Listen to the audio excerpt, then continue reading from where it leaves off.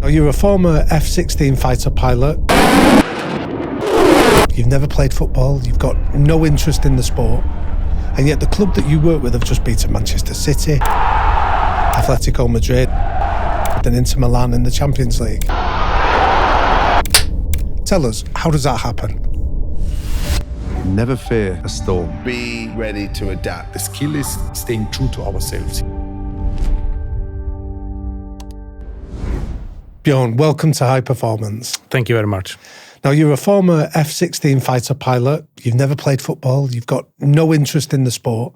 And yet the club that you work with have just beaten Manchester City, Atletico Madrid, and Inter Milan in the Champions League. Tell us, how does that happen? How does that happen? No, I think we have to go back to my background as a fighter pilot. And to keep it short, we did an experiment in 2009, 2010, that was mental training. We didn't really know what it was, but we just was looking for something we could train outside the normal fighter pilot stuff. Yeah. And it was quite a new method in a way, and it was well received by the pilots, by other personnel at the squadron, and the effect was also very good. And then some years later, in 2016, when Bodø Glimt were supposed to celebrate their 100th anniversary, and it was a crash and burn. So even though they believed that they had the skills to remain at the top level, they didn't manage, and they realized that this is caused to a collective mental collapse. Okay. And they also realized that they didn't have any way of training within the mental aspect. So, but by accident, they came across this mental project, the mental training in my squadron many years before, just a few hundred meters actually away from Aspmyra Stadium in Bodø. And they liked as well the method and how it was received, and well aware that mental training, there was a little bit of stigma around it. Okay. What do you mean by that?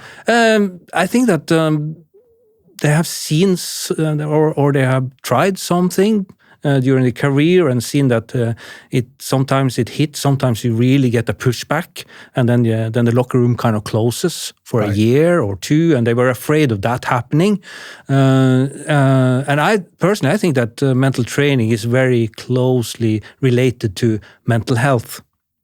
Bad mental health. So if you do mental training, you have a problem. That's my personal perspective. But they liked it, and they thought that if it worked for a fighter pilot, we believe it's going to work for a football player as well. So that's when Bodø Glimt made contact. Now, you're going into the Bodø Glimt dressing room just when they've been relegated. Yeah. Yeah. What can you describe what it was like? I didn't have any reference, first of all, so I just had to see what I saw. I just watched them playing some games, and I could easily see that there was a lot of bad energy, like they were not united, a lot of aggression towards referee decisions and so on. So that was what I saw. But other than that, I more had to depend on the information I got from the club itself. And what were you being told? No, basically I was told that they claimed this was a collective mental collapse, and that they believe in mental training. And then when I met them for the first time, I met the coach team. I did a presentation based on my references from the fighter pilot culture and from the mental training at least, and kind of a plan. They responded very well, and they also promised to be part of this journey, and they fulfilled that promise. So this is not a one-man show. You can easily point at me, but I will point back to many people. Sure. So this is a joint journey. So they liked the idea, and other than that, they picked out some players that they had. We believe they have a potential, but they are struggling, and maybe you can help them. I was quite clear that I had to do this on my spare time because I had a full job, on full job plus. So I said I can do this in my spare time, but I can't take all. But anyway, you need to give me some that volunteer. In a way, because I already experienced from our own project in the squadron that you can't force this on people. I mean, people are chief in charge in their own life. They make their own decisions that will impact their life. So we need to save time. It's going to be a waste of time for me and for them if they don't want to even try. So when I meet people, I can kind of say that, hey, I know you're volunteering, i.e. I also believe that you're willing to try something else. So tell us a little bit around what was like, you've got players then that have volunteered, they recognise that they've experienced a mental collapse, they want to get better. Tell me the first thing that you would do with somebody that sits in front of you then. No, it's more to get to know them. So basically, let's start talking about something. I think I'm kind of, my thing in a way is that when we talk, suddenly there is something I don't really follow you. It doesn't really make sense. So I become curious. I normally say that I'm kind of holding you tight now for a moment and ask, hey, could you explain that? And go a little bit deeper. So in a way, then I hear how they are thinking. And a lot of the times it doesn't make sense. This is only making sense in your head. But as soon as you have to explain it to me, they kind of understand themselves that this is not completely right. Or we can discuss, could there be different ways of thinking? And could you change your perspective when it comes to that? So that's a typical situation.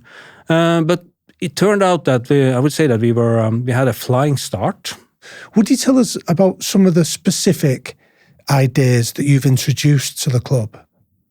Would I have introduced? Again, I think that the way it works is that we end up with something, but we a lot of the times we really struggle to figure out who came up with the idea. Sure. Yeah. So it's just a process.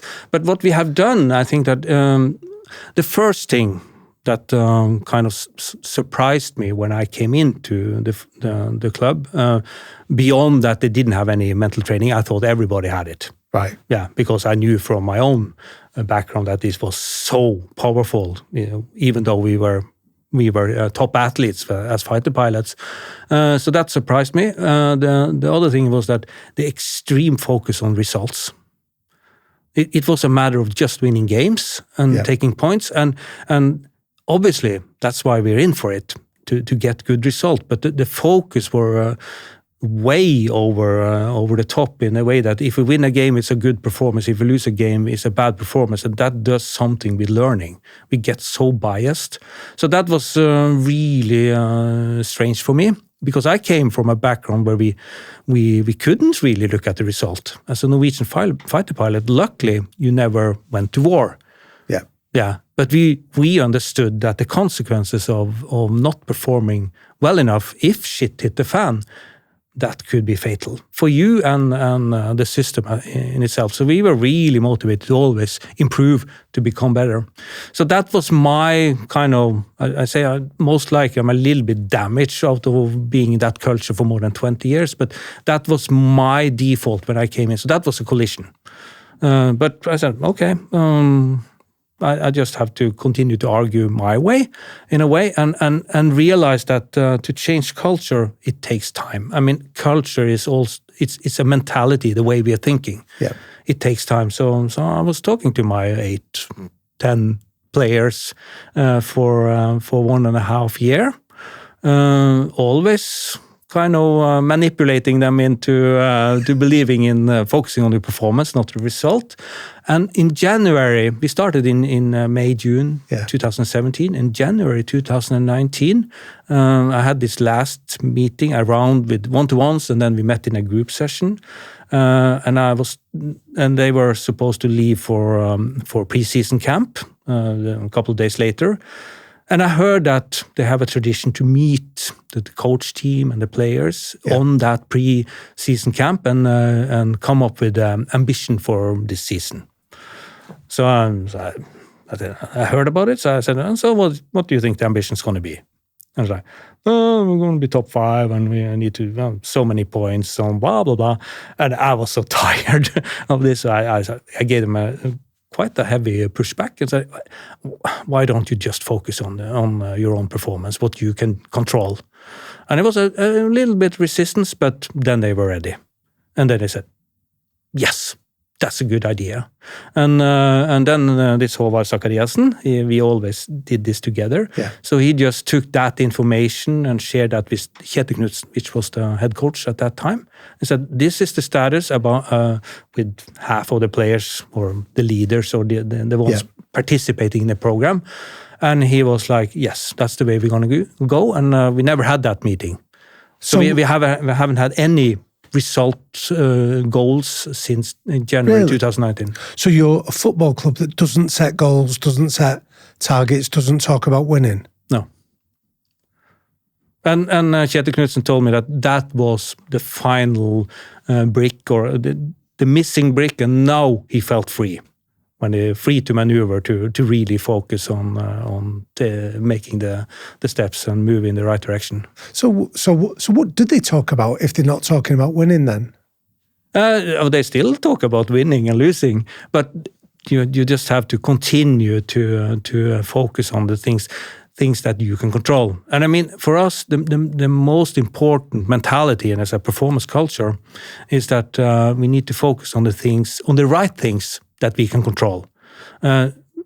Saying that, what I'm actually trying to say is that we do have a limited capacity of time and energy, and we need to spend that on the most important things. And basically don't waste time and energy on things that you can't control. So what are the most important things? The result is not fully controllable. We know that there are factors that will impact the result. Yep. So for us, it's not efficient enough. We need to spend it on other stuff. So you can do it on, focus on, obviously, nutrition, preparations, focus, intensity, present when you are on training, recovery, sleep.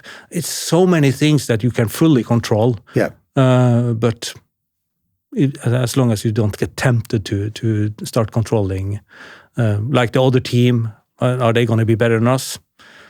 Maybe. We don't know. We just need to try to be loyal to our game plan and do as good as we can. So that is our mentality in this. We call it sustainable performance culture. A performance culture is basically where culture is always people. Yeah. So it's mindset. So we will work with individuals, but we also work with individuals working together. This is a paid advertisement by BetterHelp. We have raised men to keep things in, to not complain, to not show weakness, to just get on with it. And suddenly we're asking men to open up, but no one's ever taught them how. And what happens then? Well, it builds stress, it builds pressure, it creates anxiety, and it comes out in ways that we don't want it to. 60% of UK men signing up for BetterHelp online therapy cite anxiety as the reason. 60%. That is why I know therapy matters. Not because something's wrong with you, but because it just gives you the space to actually put words to what's happening in your head.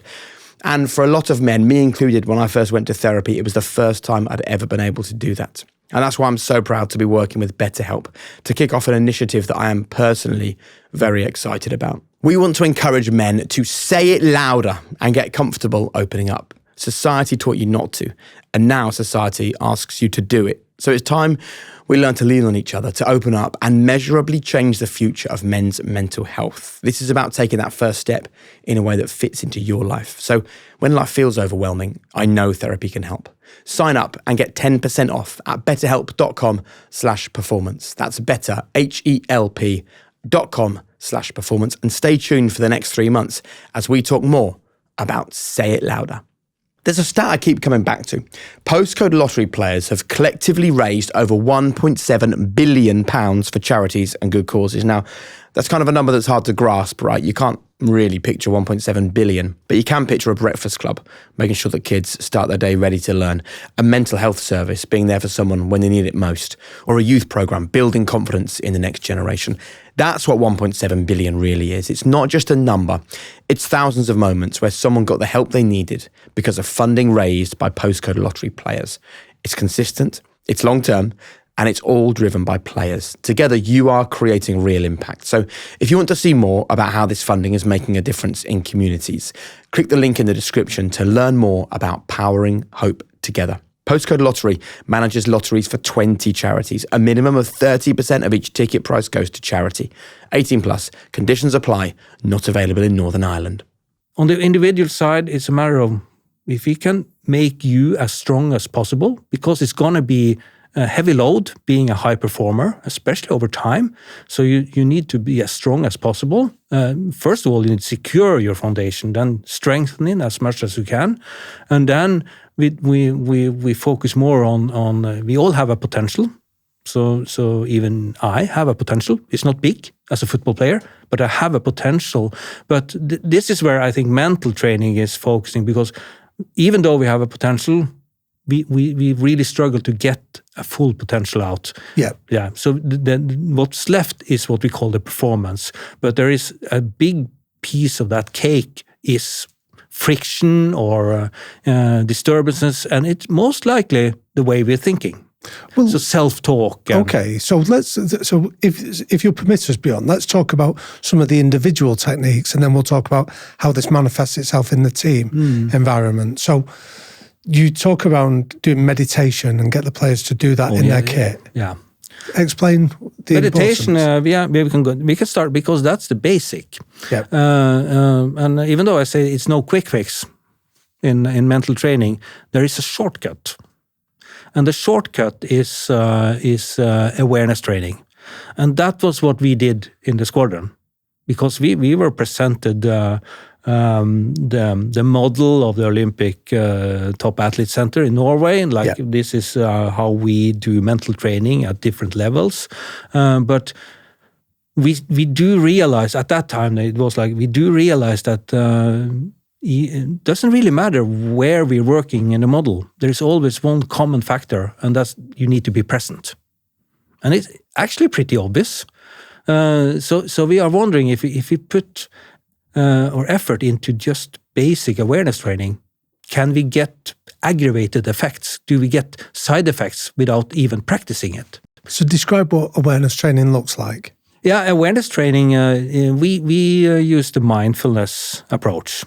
But I think that if we spool even further back to understand why do we need mindfulness training, and me and you, we do have a lot of things in common, I would say, because if we go all the way back to our ancestors and they're back in the Stone Age or whatever, we have a special type of people that survived. And that was the people that kind of picked up that movement or that noise. And they also, in addition, they had a brain that was always thinking, this is not good. Yeah. And so, I mean, drama kings and drama queens, that was the one.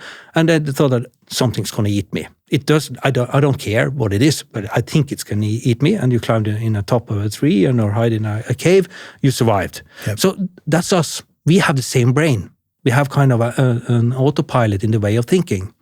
So the ones that picked up that movement or that noise, they get kind of credit for that. But that also means that we are not really good on keeping focused. We get easily distracted. Yeah. And it's one thing that is quite important when you want to perform. It is to be present. It is to be in the present moment, because that's where you're performing. And this mindfulness training is basically, it's not to increase the length that you are focusing. It is to be really good to discover that I lost focus. Okay. And then I will be really quickly return my focus to the most important thing to perform. So that's the very basic with this mindfulness training. So you are basically sitting down and meditating. Yeah. And you figure out that since I'm sitting in a quiet room, I'm sitting still, and I'm closing my eyes, there are more or less no external inputs. But still, I lose focus. And that is basically some thoughts, some feelings, or it could be some body signals. Yeah. And you just have to get into that zone or test it out to realize how big impact it has. Yeah. And our way of thinking is that, first of all, something is about keeping focused. But the other thing is that realize that, wow, this is the way I'm thinking. And you can't really control it. It comes and go in magnitude and in directions. But we do believe that how you think and how you feel will impact your decisions. Yep. So it's better to at least be aware that I'm afraid, or I'm really upset or angry or jealous or whatever it takes. So this is the basic for the mental training, the mindfulness training. So you do this mindfulness training. Yeah. You ask the players to wear their football kit in the dressing room while they're doing it. Would you explain why? No, I didn't. We tried to do it like in a normal setting. So we basically met in a room and sit on chairs and meditate. And we also forced everybody. Yeah. We put all in the club, including the coach team and the medical team. So it was the room was full. But it is the explanation and the effect is quite clear, scientific findings as well. But it is so boring, and people don't really not necessarily see the effect quickly enough, and it's hard. Otherwise, everybody would do it, but some really pick up on this mindfulness, and Ulrik Saltes was one of them. So he got really strong on being aware on how he's thinking and how he's feeling, but also being more sensitive what's happening around. That's why I think it's been so important to kind of make our development and where we should focus during the time. And you mentioned as well about the voluntary nature of working with you and the input that you do. Why is that important? It was a waste of time because I had limited time available, but also on the receiving end if they were really against it. But we kind of changed that as well. So right now I do one-to-ones with all the players. Okay. A quick catch-up. But this was something that the captain's team wanted, because we always try to make new steps, and we figured out that Kjetil was asking like, okay, what's an intention on within the mental aspect this year? And we said that why don't we just ask the captain's team? And they came up with like, hey, we need to go back to the group sessions, and what about the one-to-ones? I asked everybody, so they made a decision. Brilliant. Yeah. So tell us about the group sessions then, because you spoke about having friction meetings. Yeah.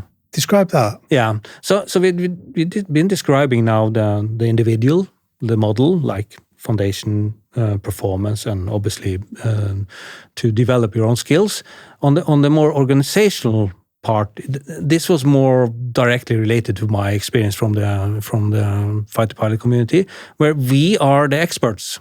We need to meet and evaluate what we're doing, and being able to identify lessons and find fixes and share that quickly. We also need always to kind of attack.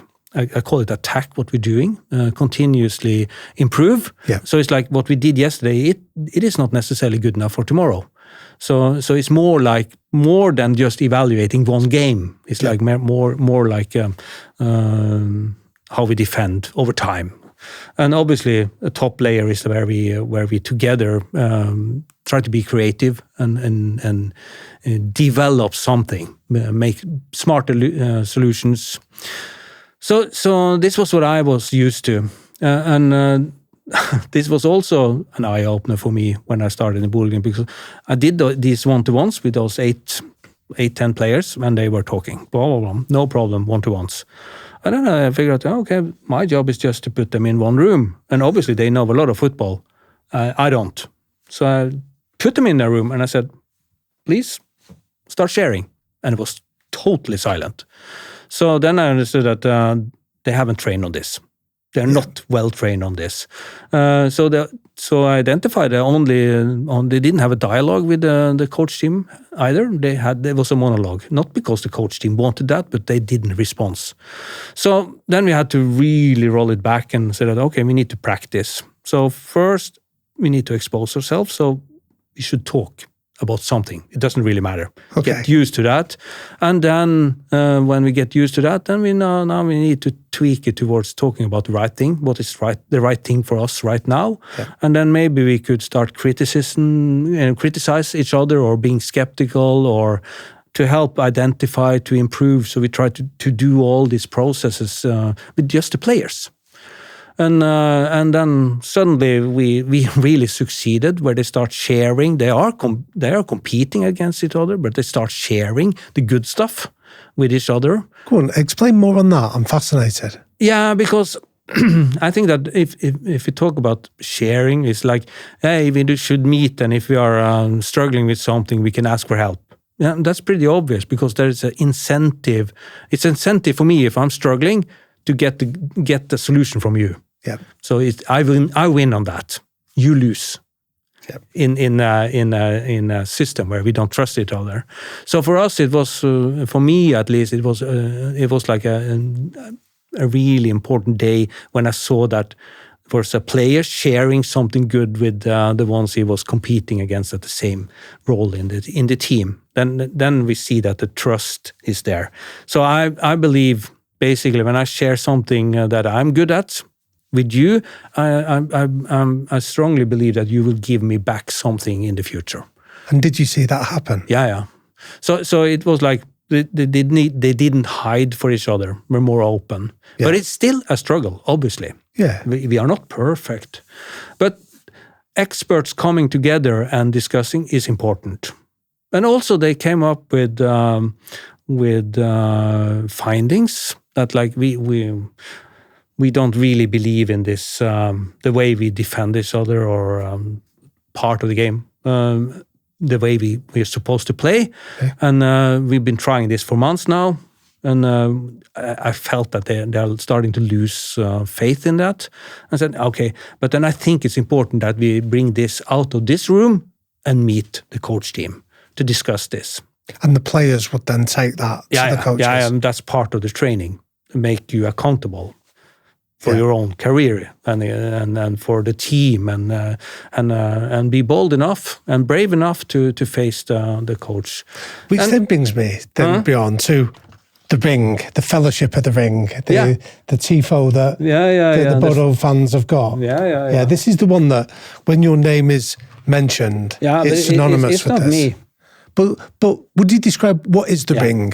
Yeah, as I mentioned, in this organizational part of the work, meet, learn and share, continuously improve, and then develop, or where we need to be creative.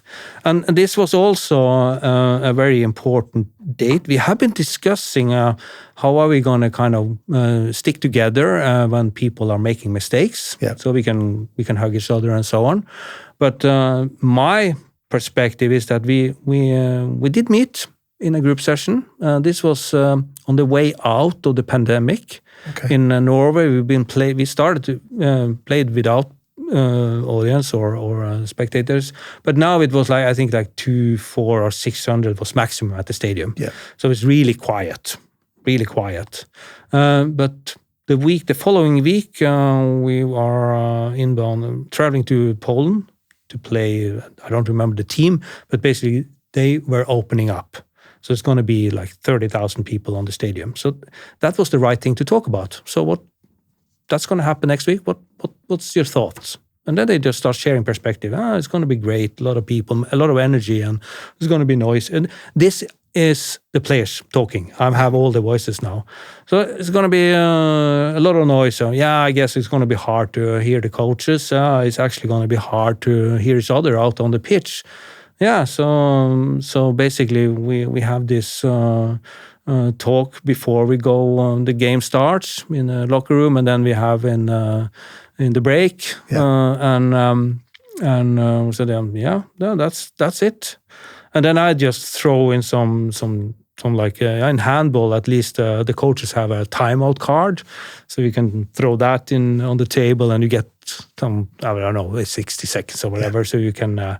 Change your tactics or whatever. And then everybody was like kind of laughing, and then one of the guys was like, no, but there is a break.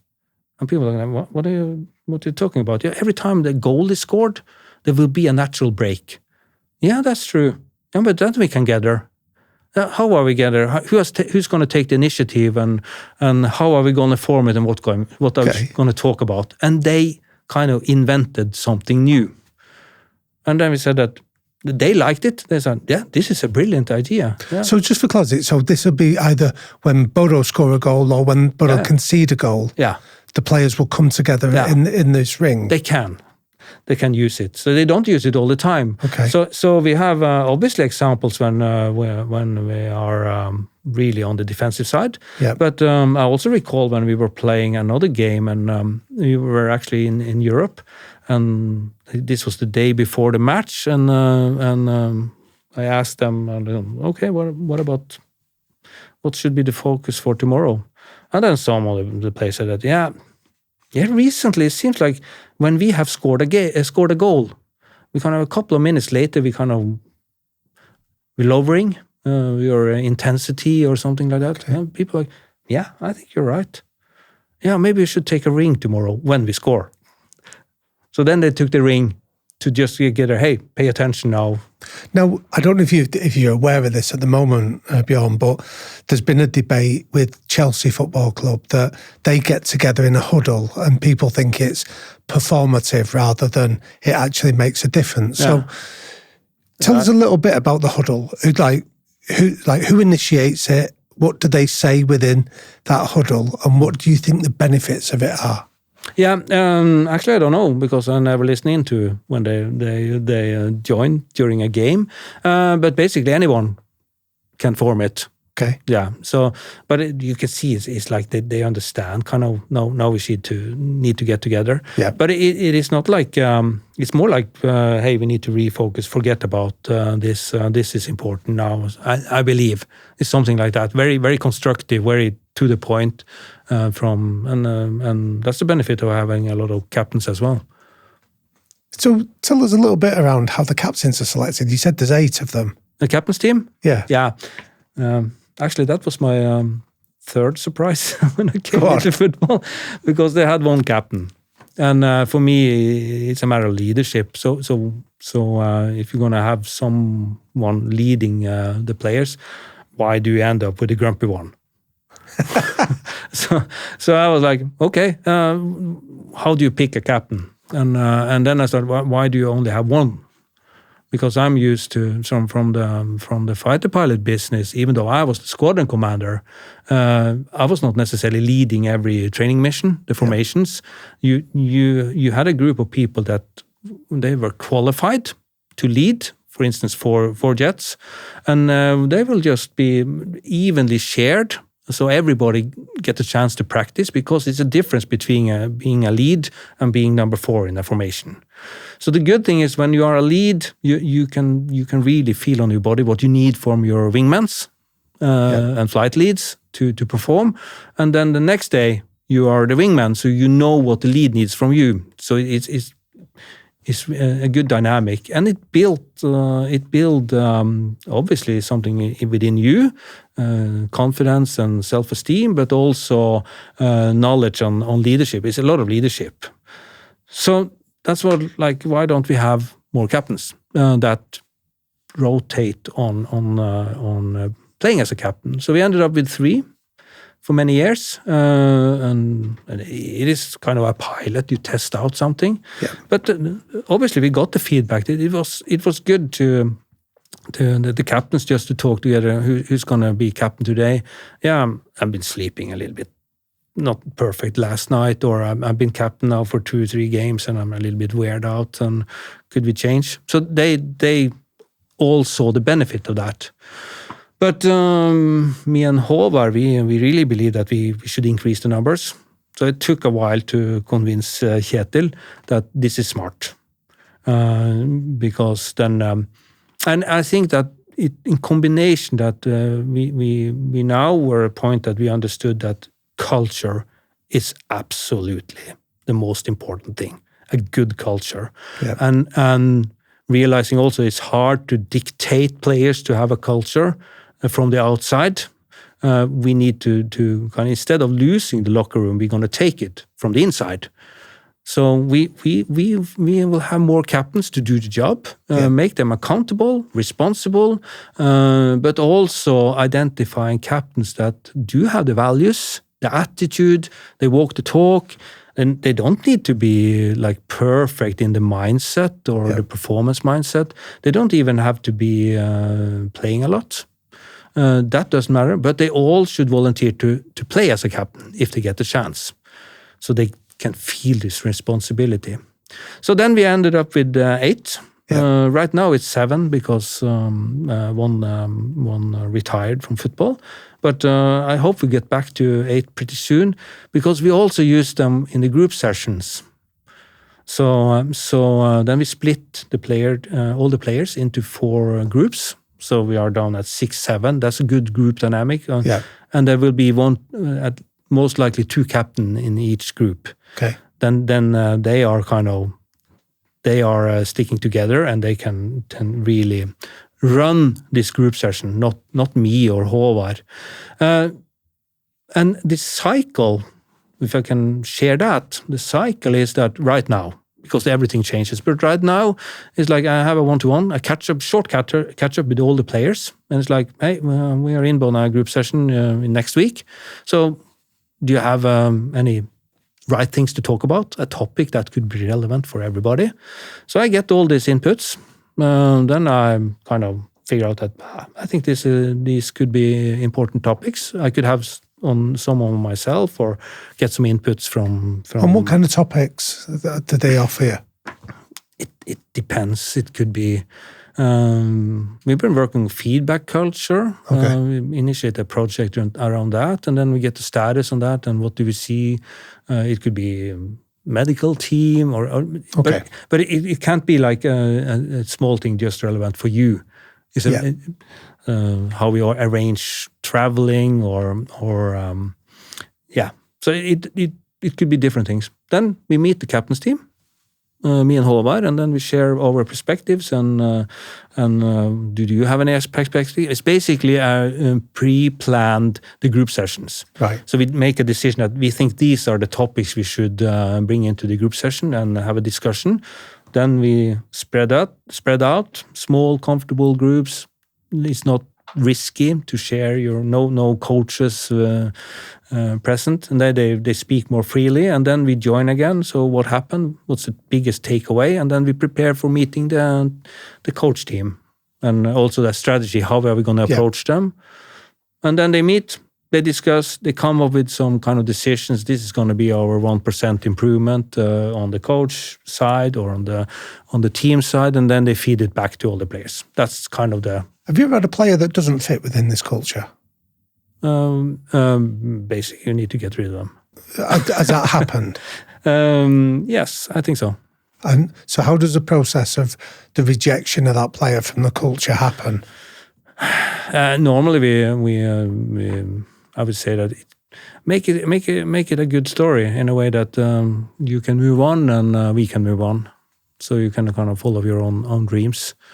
So I think that should happen. I think that should happen not only in sport but in business as well. Life. Because that's what we see, that culture is so important. Yeah.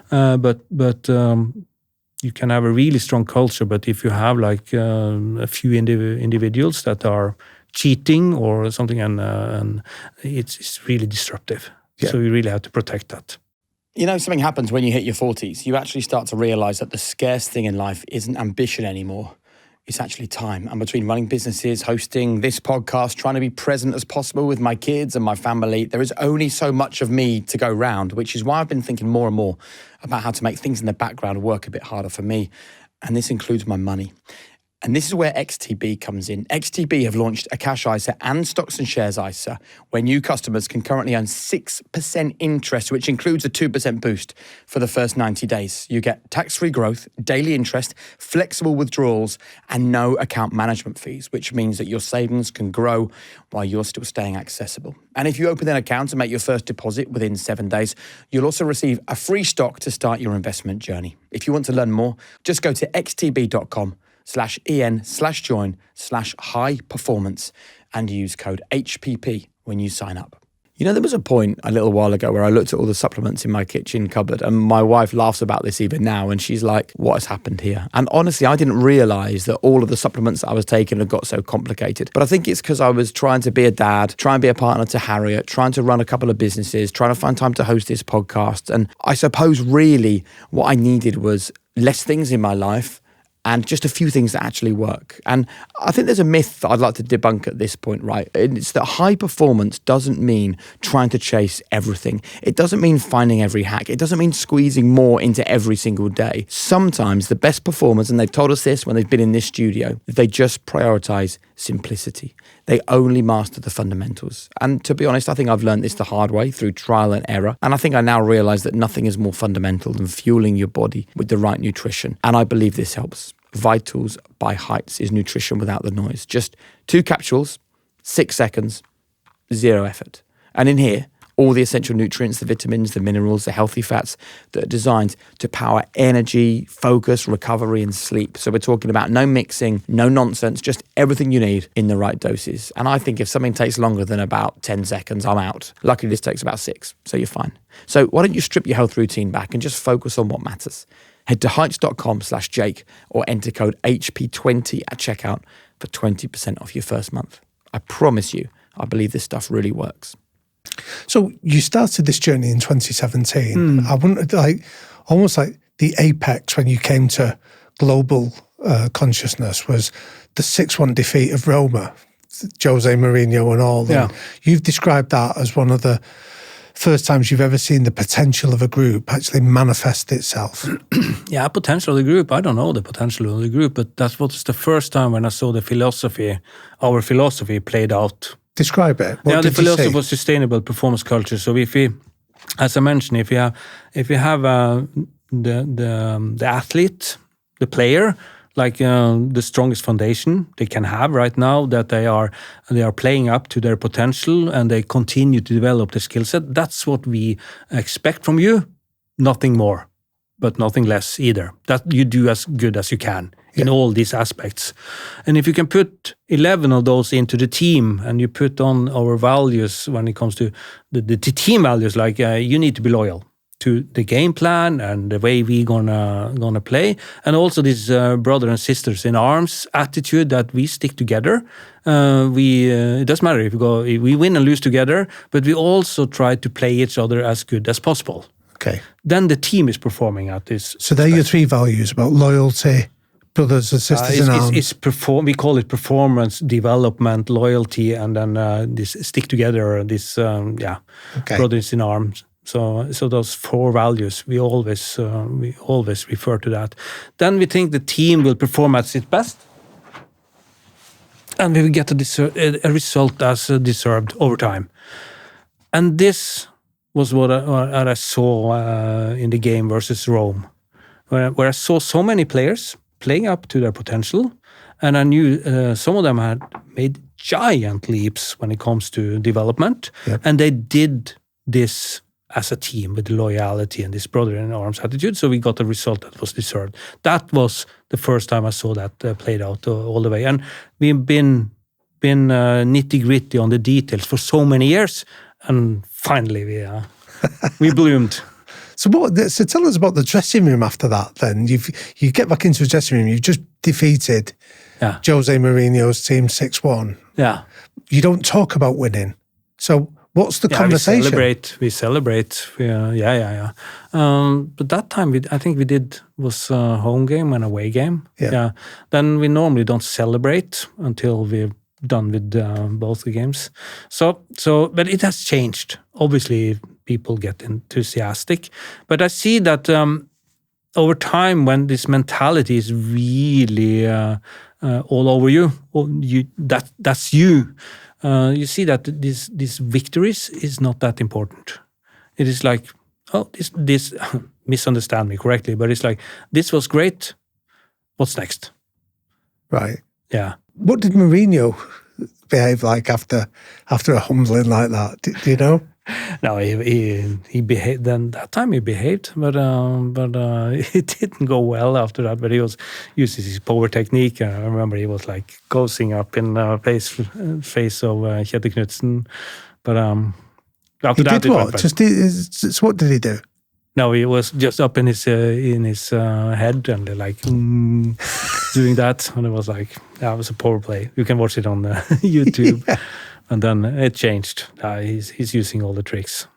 But what I heard, that's kind of a fun fact. You're talking about the ring, and the ring actually became such a focus area for Rome when we played. I think in the quarterfinal. They have a match meeting, I think the day before with UEFA, and then Rome kind of claimed that they should be prohibited to use the ring during the game.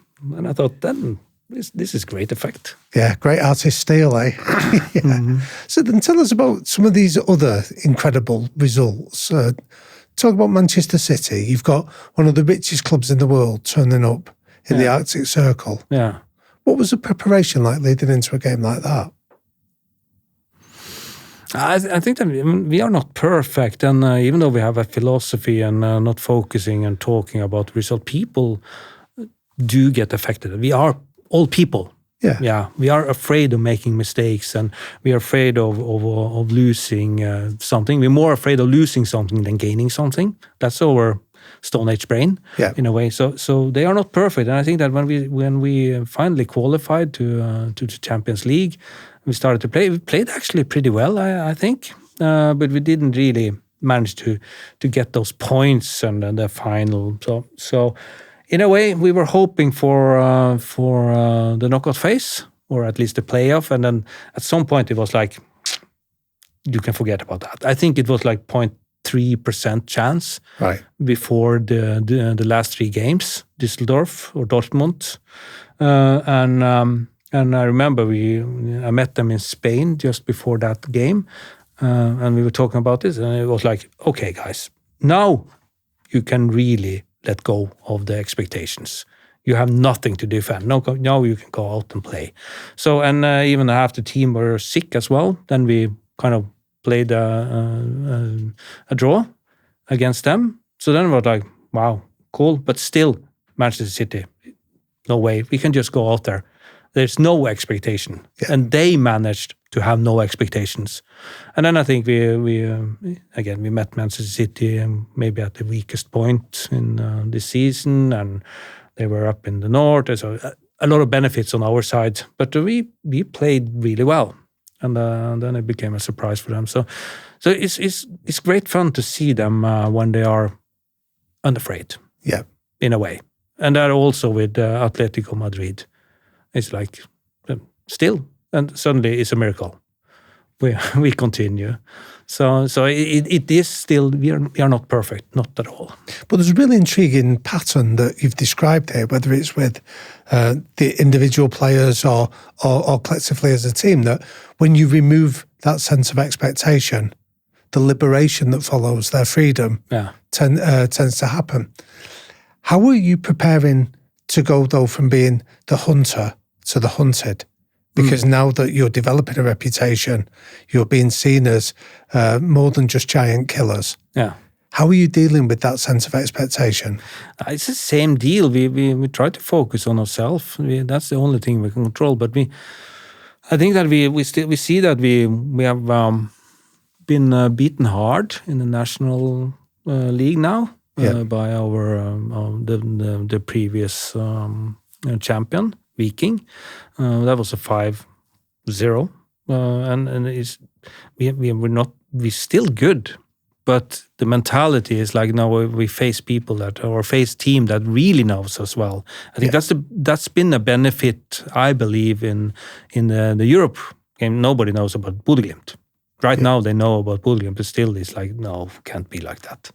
So that's a benefit. But back home, no, we get nothing for free.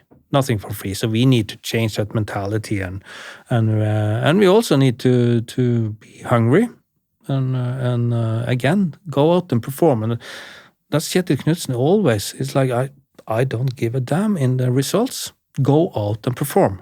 He always says that. So that's the basic story. That's the recipe.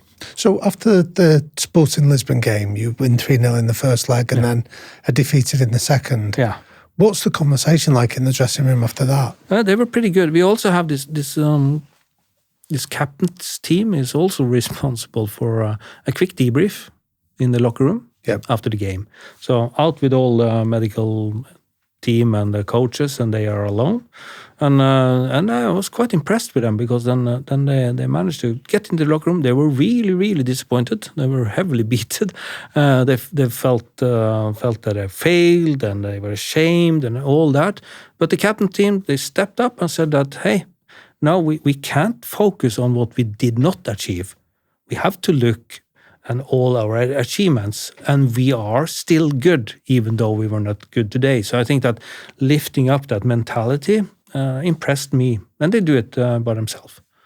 So tell us about staying hungry then. How are you going to get this team to keep this hunger, this curiosity, this willingness to keep going into their growth zone? Yeah. I believe that the motivation, the inner motivation, is that I always become a little bit better. I learn something new. I always become a little bit better. And I think that's also related to why when I'm saying that when we achieve something, it's not that important. It's like, what's next? So I remember even the first time we became champions in the National League, first time ever, it was like, party, we are ready to party, and then like, no, let's move on. So I think that to keep the hunger, you need to really, really embrace this. I'm learning something new, and by that you also have a stronger motivation to get out of your comfort zone into the growth zone, and kind of enjoy having to struggle with stuff. And I see that with Patrick Berg. He's really great on that. Now I'm struggling. I love it. So it's something like that. But the risk is always that you can become a little bit fat and happy. And what about you? I mean, this has been an incredible journey that you've been part of. What's been the biggest learning that you've gained? Biggest learning? I think we have developed, appreciate at least, I really appreciate our philosophy that we have developed. It's very oriented, it's very warm when it comes to people, individuals, because it doesn't matter if you're a football player or you're middle of your career. It's something that you really can bring on the rest of your life. And it's sustainable in a way that it's going to last, but also realizing that you can't use more than you have. So I think that I really love that philosophy. I think it's really warm. It's not like you try to squeeze everything out of people and then leave them. What I also learned, and that's not from football, but it's like we talk about our brain design, that we all come from the same place. And what I see is that even though I meet so many skillful people, I mean, really skillful people in what they do different things. It turns out that everybody's turn out to be people. People are people. We are all human beings. So we face kind of the same challenges, but we also have the same opportunities.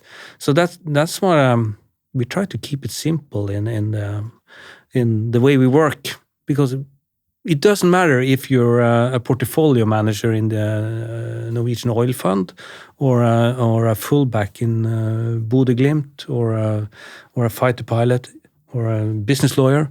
People are people. They kind of respond on the same things.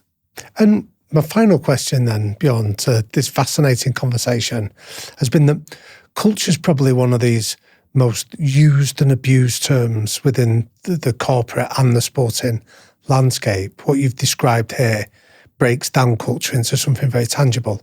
Yeah. How much difference do you think it really makes to the ultimate performance of a team? The culture?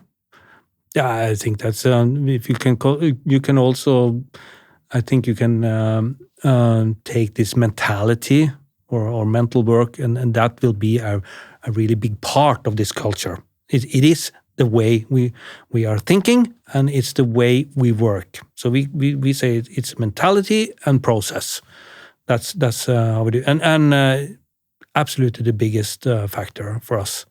Obviously, they need to have some kind of idea on the football side and the technique, and that's taken care of, but by far the most important thing. And I think that the more you talk about it, but you also need to challenge all the time, what do you mean? It is like an energy debate. We are lacking energy. Okay, so what kind of buttons are we going to push now? What do you mean about energy? What do you mean about culture? We need to have more. We have to develop a more precise language in a way. Yeah. What do we mean? What is good culture? What is not good culture? And we also need to make sure that everybody knows what's within and what's outside, so you can correct behavior that is not within the culture we want in plenary, for instance. See, I think one of the things that has made you extraordinarily special in terms of what you've done at Bodø is that you've taken an abstract idea of culture, and even today you've made it really practical, tangible, and accessible. What's the biggest mistake that people make when it comes to trying to create a high-performing culture? They're not able to disengage from looking at the result. Yeah, because you get so biased when you know the result. And I know that good result can hide bad performance and the other way around. Yeah. So I think that's the biggest mistake. And that's what I hear. A lot of people talk about we are only focusing on performance, but I can clearly hear that they are mixing it up for us. So I think Patrick Berg, one of our captains, he said that officially that I don't think anybody is as specific on this as us. He can also clearly hear that when or see it when he goes to other places, that we are quite unique in the precision of that. But it takes time. As we said, it's not a quick fix. We've been working on that for years, and we still, obviously, we fail, and we have to onboard new people in the way of thinking, and so we're still human beings. We still struggle, you know. So, if we can finish with some quick fire questions then around your work and the culture that you do, would you describe the 3 non-negotiable behaviours that people have to buy into when they come and join? I think it's clearly you have to be really skillful and talented if you're going to play and disregard the behavior. But we want people to be themselves. Because we believe you're best on being yourself, but also take feedback so you can adjust if your behavior is not good. You need to you need to be loyal to the way we're playing. You need to try to play each other better. Yeah. So I guess that was more than 3. There's 4, yeah. But they relate to the values. The values is all over. Values is all over in a way. And there's an interesting thing in Bodø Glimt. They also developed what we call employees' promises in a way. That normally what I see is that when you come into a business, the business kind of promising the employees this. If you work for us, we will give you this. Okay. We turned it around. We said that when you're part of Bodø Glimt, you promise us to, and that is also based on the values.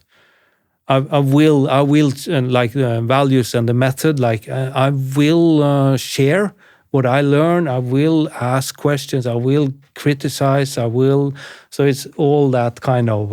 And the players agree to this. Yes. That's a strategy document. So I don't think I believe some of the players, they don't know about it at all. But we do it all the time. Okay. That's our culture in the first team. But we have a bigger organization where we put it in. But it's the principle of just, hey, you need to commit to the team is the most important. So that is.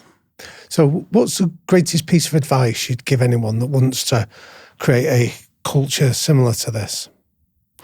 I think you can start the most effective tip is basically ask yourself the question that what I'm now wasting time and energy on, or we are wasting time and energy, can we if that's uncontrollable, we need to stop doing that. Can we control it? That's the most important question in your own life, but also as an organization. And then the next question is, what are we using time and energy on? Is that the most important thing? And that's basically the mantra in the pilot community. It was like, train as you intend to fight. And we turn it around to a question, what we are now spending time and energy on, we really need to believe that this is what we need if shit hit the fan and we have to go to the war. Train as if we intend to fight. Yeah. I love that. Bjørn, I've loved this whole conversation. It's been so rich and so detailed, and thank you for being so candid with us. It's been so illuminating. Well, thank you very much. Thank you.